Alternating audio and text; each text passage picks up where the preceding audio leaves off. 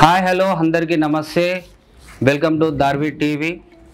ఈరోజు ముందుగా ప్రతి ఒక్కరికి తెలంగాణ ప్రజలకి అండ్ భారతదేశ ప్రజలందరికీ కూడా భారత రాజ్యాంగ నిర్మాత, భారత రత్న, ఆర్థికవేత్త, రాజనీతిజ్ఞుడైనటువంటి డాక్టర్ బాబాసాహెబ్ అంబేద్కర్ గారి సమానత్వ దినోత్సవ శుభాకాంక్షలు తెలియజేసుకుంటున్నాము. డాక్టర్ బిఆర్ అంబేద్కర్ గారు 1891 ఏప్రిల్ 14న మధ్యప్రదేశ్లో జన్మించడని మనందరికీ తెలిసిందే. అంబేద్కర్ గారు రాసిన డ్రాఫ్టింగ్ కమిటీలో ఉన్న రాజ్యాంగంలో పొందుపరిచినటువంటి ముఖ్యమైన విషయాలు ఈరోజు పౌరులమైన మనము, తెలంగాణ ప్రాంత ప్రజలమైన మనము, ప్రజలందరూ కూడా ఈరోజు ఇంత స్వేచ్ఛగా, ఇంత భావస్వేచ్ఛతో కూడుకొని మనకు కష్టాలు వచ్చినా నష్టాలు వచ్చినా ఈరోజు సమాజంలో మనకంటూ విలువతో కూడినటువంటి జీవన విధానాన్ని అవలంబిస్తున్నందుకు దానికి ముఖ్యంగా డాక్టర్ బిఆర్ అంబేద్కర్ గారు డ్రాఫ్టింగ్ కమిటీలో చేర్చిన ప్రాథమిక హక్కుల గురించి తెలుసుకుందాం. 1927లో అంబేద్కర్ గారు మహారాష్ట్రలో ఒక పత్రిక స్టార్ట్ చేశారు. ఆ పత్రికలో ముఖ్యంగా ఒక పదాన్ని, ఆ పదం చేర్చడం వల్ల మహారాష్ట్రలో చాలా పెద్ద ఎత్తున ఒక సంచలనమే రేగింది. అదేంటంటే, తిలక్ గనక అంటరాని వాడుగా పుట్టకపోయి ఉంటే స్వరాజ్యం నా జన్మ హక్కు అని రాసేవాడు కాదు అని చెప్పేసి అన్నాడు. ఎందుకు ఆ మాట అన్నాడో అక్కడున్న అప్పటి ప్రజలందరూ కూడా చాలా అంటే చాలా ఆలోచన తత్వం అనేది నిండుకపోయింది జనాలలో. అప్పుడు ఏం రాసేవాడు అంటే, అపస్పృహ నివారణి నా ధ్యేయం, నా జన్మ హక్కు అని రాసేవాడు అనేవాడంట. అంటే అంటరాని వాళ్ళైన దళితులని ఏ ఒక్కరిని కూడా కనీసం నీళ్లు కానీ, ఊర్లలోకి కానీ, జనాలలోకి కానీ, కనీసం ఒక పని చేసే కంపెనీలోకి కానీ ఏ రకంగా కూడా దగ్గరికి కూడా రానియలే. ఆ దళితులకు కూడా హక్కులు కావాలని, అప్పుడున్న ఆ ప్రజలు అనుభవిస్తున్న బాధలు కానీ, అనుభవిస్తున్న కష్టాలను కానీ చూసిన అందులో ఒకరు డాక్టర్ బిఆర్ అంబేద్కర్ గారు ఒక 10 మైళ్ళు అంటే ఒక 10 కిలోమీటర్లు దూరం వెళ్ళి నీళ్లు తీసుకురావాలన్నా కూడా ఆ నీళ్ళని తాగనిచ్చేవాళ్ళు కాదంట. ఎందుకంటే దళితులమని. ఆ దళితులు ఆ చెరువు దగ్గరికి రాకూడదు, వాళ్ళ ఇంటి ముందలకి రాకూడదు. వాళ్ళ ఇంటి ముందల నుంచి వెళ్తున్నప్పుడు కూడా కనీసం చెప్పులు లేకుండా నడవాలి, లేదంటే వంగి వంగి దండాలు పెట్టుకుంటూ వెళ్ళాలి, లేదంటే ఇంకొక రకమైన అంటే ఒక పెత్తందారు వ్యవస్థలో వాళ్ళకు వంగి గులాం కొట్టి గులాంగిరి చేయాలి. అలాంటి పరిస్థితుల్లో ఉన్నప్పుడు ఆనాటి పరిస్థితులని ఈరోజు ఇంత భావ్య స్వేచ్ఛ, సమానత్వం కలిగిన రాజ్యాంగం ఇచ్చిన ఈ విలువలతో కూడుకున్న ఈరోజు మనం ఎలా బతుకుతున్నాము, ఎలా హక్కులని మనము వాడుకుంటున్నామో ఒకసారి మీకు మీరు ఆలోచన చేయండి. ఓటు హక్కు దేనికి ఇచ్చాడు? ప్రాథమిక హక్కులని, మీ హక్కులని మీరు పెంపొందించుకోవడానికి, మీ హక్కులను మీరు సాధించుకోవడానికి, మీకు దక్కాల్సిన ప్రతి ఒక్క వాటను కూడా, ప్రభుత్వాలచే నిర్మించబడిన వాటలను కూడా మీ దగ్గరికి చేర్చాలనే ఉద్దేశమే కదా ఓటు హక్కు ఇచ్చింది. మరి ఆ ఓటు హక్కును ఏం వాడుకుంటారు? మీరు ఓటు హక్కును ఎలా వాడుకుంటారు? అసలు ఇలాంటి వాళ్ళని ఎన్నుకుంటారు? అసలు ఈ భారత రాజ్యాంగానికి మీరు ఏం విలువలు ఇస్తున్నారు? అలాంటప్పుడు డాక్టర్ బిఆర్ అంబేద్కర్ జయంతి రాగానే ఒకరోజు ముందే ఇక వాట్సాప్లో స్టేటస్లు పెట్టడం, ఆయన విగ్రహాలకు నీళ్ళు పోసి, పాలు పోసి, ఇంత దండలేయడం అయిపోయాయి. ఇప్పుడు ఎంతైతే 12:30 1 అవుతుంది. ఏముంది, అందరు వాట్సాప్ స్టేటస్లు పెట్టుకుని వెళ్ళిపోయారు. బిఆర్ అంబేద్కర్ అక్కడనే ఉండు, మీరు అక్కడనే ఎవరు. మరి అంబేద్కర్ గారు రాసిన డ్రాఫ్టింగ్ కమిటీలో చేర్చిన ప్రాథమిక హక్కులని మీరు పాటించాలి కదా. పాటించాల్సిన బాధ్యత అయితే మీకైతే ఉంది కదా. ఎవరి కోసం రాసిండు భారత రాజ్యాంగం? ఎవరి కోసం నిర్మితమైంది ఈ రాజ్యాంగం? ప్రజల కోసమే కదా. ప్రజల చేత ప్రజలు నిర్మించుకున్న రాజ్యాంగమే, ప్రజలు ఎన్నుకున్న ప్రభుత్వాలే కదా ఇవి.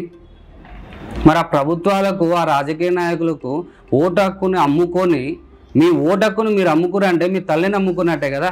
ఈరోజు డాక్టర్ బిఆర్ అంబేద్కర్ ఆశయాలను సాధిస్తాం, డాక్టర్ బిఆర్ అంబేద్కర్ రాసిన ఆయన దారిన వెళ్తాం, స్వరాజ్యాన్ని నిర్మిస్తాం, నవభారతాన్ని నిర్మిస్తాం అని మాటలు పలుకుతారు. కనీసం రాజ్యాంగానికి విలువియండి, మనుషులకు విలువియండి, మీకు వచ్చిన హక్కులకు కనీసం మీ హక్కులేందో మీరు తెలుసుకోండి. ఒకసారి రాజ్యాంగం బుక్ తెచ్చుకొని ఆ బుక్లో ఏముంది, మీకోసం ఏం రాసిరు, మీకోసం ఎలాంటి హక్కులు పొందిపరుచున్నారు, మీరు ఏమేమి వాటికి అర్హులు అనేది మీరు తెలుసుకోండి. ఇంకా అదే గొర్రెపోకడ, మనం వంగి వంగి దండాలు పెట్టుకొని ఆడేమో దొరైనట్టు, మనం ఇదైనట్టు ఇంకా అదే బతుకులు బతుకుతున్నాం. ఇప్పటికీ కూడా స్వతంత్రం వచ్చే 75 ఏళ్ళల్లో ఇంకా కూడా బానిస బతుకులే మనవి. ఇంకా కూడా అంటరాని వాళ్ళమే మనము, ఇంకా కూడా దళితులమే. ఎలక్షన్స్ రాగానే ఎవడు ఓటేస్తాడు, ఓటుకి ఎవడు ఎంత ఇస్తాడు, ముక్క సుక్క ఇవే కావాలి. ఈ ముక్క సుక్క లేకపోతే మీకు ఓటు గుద్దడం రాదు. మానవత్వం మంట కలిసిన రోజు, ఇలాంటి రోజు ఒకటి వస్తుంది అని చెప్పేసి మనకు ఆర్టికల్ 32 ఎవ్వరు కూడా విభేదించకుండా అత్యవసర పరిస్థితుల్లో అయితే తప్ప పార్లమెంటు కూడా ఇన్వాల్వ్ కాకుండా రాసిండు. ఆర్టికల్ 32ని తీసుకొచ్చాను. ఎవరైతే సామాజిక న్యాయం కల్పిస్తారో అలాంటి వ్యక్తులకు మీరు ఎన్నుకునే బాధ్యతనిచ్చిండు, మీకు హక్కును కల్పించండు. రాజ్యాంగంలో ఇంకొక ముఖ్యమైన విషయం ఏం యాడ్ చేశాడంటే బిఆర్ అంబేద్కర్ గారు, ఎప్పుడైతే ప్రజాస్వామ్యం అవలంబిస్తున్నప్పుడు పెట్టుబడిదారు వాళ్ళు ప్లస్ ఇటు దొరలు వాళ్ళ చేతిలోకి వెళ్ళకుండా ఏ నియోజకవర్గం నుంచి ఏ పార్టీ నుంచి మీరైతే పోటీ చేయాలనుకుంటున్నారో ఆ పార్టీ కానీ ఖచ్చితంగా ఆదివాసులకు 47 సీట్లు, దళితులు అయిన వాళ్ళకి 84 సీట్లు. దళితులు అంటే మన అందరం కూడా దళితులమే.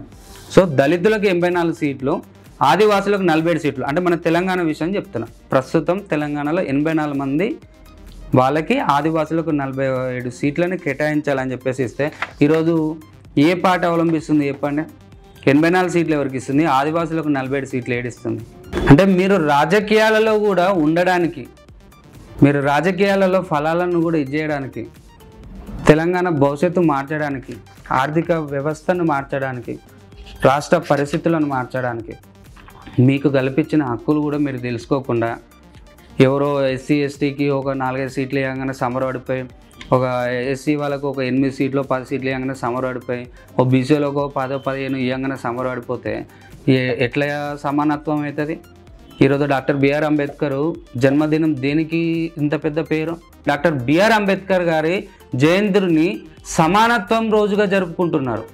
మహారాష్ట్రకి వెళ్ళండి, లేదంటే వేరే దేశాలకు వెళ్ళండి. ఈరోజు ఏప్రిల్ 14న ఈరోజు సమానత్వం రోజుగా జరుపుకోవడానికి ముఖ్యమైన కారణం అదే.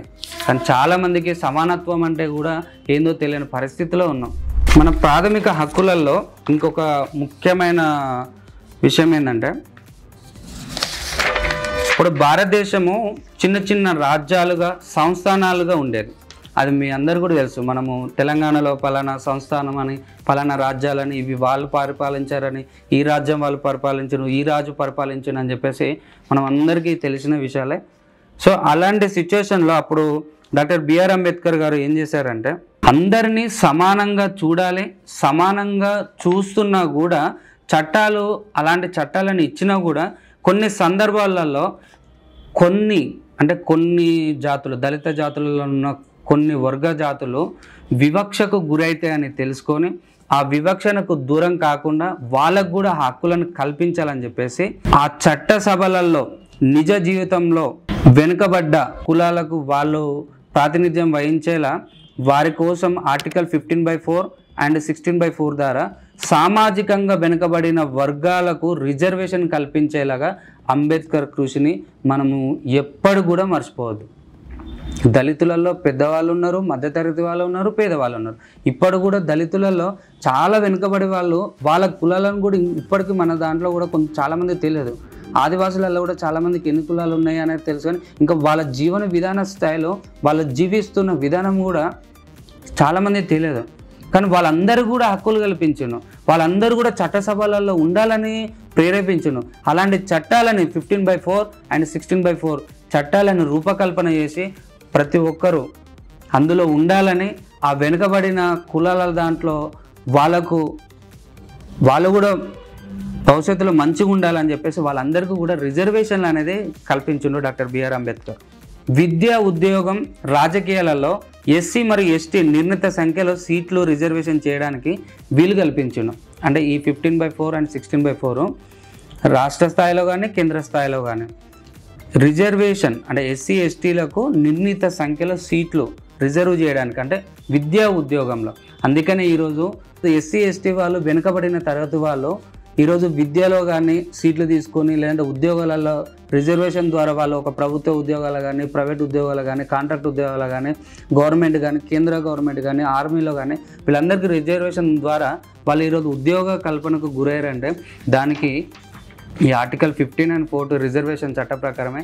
ఇంత గొప్పగా ఆలోచించి ఆ వెనుకబడిన వాళ్ళకు కూడా విద్య ఉపాధి ఇవ్వాలి, వాళ్ళను ఉద్యోగాలలో నియమించాలనే చట్టం తీసుకొచ్చిండు డాక్టర్ బిఆర్ అంబేద్కర్ గారు. వారిని ఎవరు కూడా అలాంటి ఉద్యోగాలు చేసిన వాళ్ళు కానీ అలాంటి ఉద్యోగ కల్పన ఇచ్చిన రిజర్వేషన్ కల్పించిన డాక్టర్ బిఆర్ అంబేద్కర్ కానీ ఎవరు కూడా ఎప్పుడు కూడా మర్చిపోవద్దు. ఆయన ఆశయాలని ముందుకు తీసుకెళ్లేలాగా మనం ఉండాలి. అతను కల్పించిన ప్రాథమిక హక్కులని మన జీవన విధానం మనం కూడా మరో రూపకల్పనకు, మరో విద్యా వ్యవస్థకు, మరో రాజకీయ వ్యవస్థకు, ఈ కుల వివక్షణకు, అంటరాని తరం నుంచి అందరం ఒకటే సమానత్వంగా బతకడానికి, ఆ జీవన విధానం రావడానికి మనం అందరం కూడా పాటుపడాలి. అందరం ఒకటే అని చెప్పేసి నిదానించాలి. డాక్టర్ బిఆర్ అంబేద్కర్ గారు అంటరాని కులంలో పుట్టాడని చదువుకునేటప్పుడు కానీ కాలేజీ వ్యవస్థలో కానీ బారిస్టర్ వ్యవస్థలో కానీ ఎక్కడికి వెళ్ళినా కూడా అతను దూరంగా పెట్టారు. ఈవెన్ దో నీళ్లు కూడా తాగని పరిస్థితిలో కూడా తన నీళ్లు తనే తీసుకురావాలని చెప్పేసి మనము కొన్ని నిజాలు అనేది కొన్ని తెలుసు మనకి. సో అలాంటి సిచ్యువేషన్లో అతను బతికి ఈరోజు అంటరానితనాన్ని మాయం చేయాలని చెప్పేసి అందరూ సమానమే కావాలని ఈరోజు ఎవరైనా స్కూల్లోకి వెళ్తున్నారు అంటే స్కూళ్ళల్లో మనకు సపరేట్ అంటరాని వాళ్ళకి ఒక బెంచు, అంటరాని వాళ్ళ అంటే పెద్దవాళ్ళకి ఒక బెంచు, దొరలకు ఒక బెంచ్ అట్లా ఏమైనా ఉన్నాయా ఈరోజు స్కూళ్ళల్లో? అందరూ ఒకటే కదా, అందరూ ఒకటే స్కూలు, ఒకటే బడి, అందరికీ సమాన హక్కులే కల్పించాను. మరి అలాంటి విద్యా వ్యవస్థని, అలాంటి స్వేచ్ఛాభావాన్ని, సమానత్వాన్ని కల్పించిన అతన్ని మనం కూడా సోదర భావంతో న్యాయ వ్యవస్థను కూడా అన్ని రంగాలలో కూడా మనము ఆ ప్రాథమిక హక్కులని తెలుసుకొని ఇంకా ముందుకెళ్లాల్సిన అవసరం మనకు ఎంతగానో ఉంది.